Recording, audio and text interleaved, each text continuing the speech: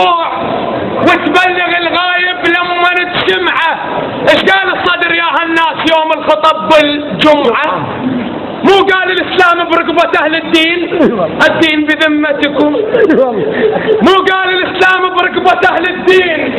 لو حكي الصدر هسه طلع بدعة. مو وصل جمعته ولا تترك يقول لو ان مات الصدر ظلوا على الجرعة.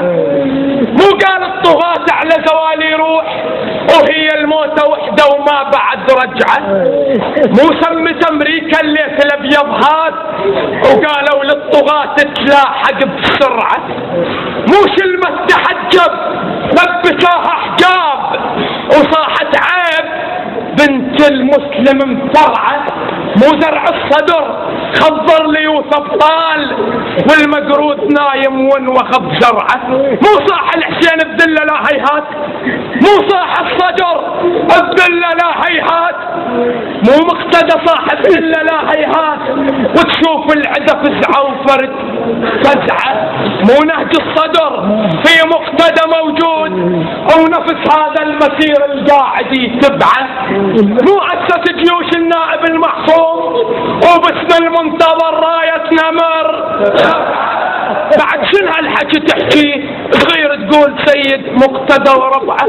جا هو الكبير بروح ابوك شبيه ما عنده حكي بس يعرف المتعه. صغار وشرعوا دين الله والاسلام. بروح ابوك شبيه. مو نهج الصدر في مقتدى موجود ونفس هذا المسير القاعد يتبعه. مو اسس جيوش النائب المعصوم وباسم المنتظر رايتنا مرتفعه. بعد شنو هالحكي تحكي صغير تقول سيد مقتدى وربعه؟ جا هو الكبير بروح ابوك شبيه ما عنده حكي بس يعرف المتعه. صغار وشرعوا دين الله والاسلام وتباحوا بالاخوان وقاموا الجمعه.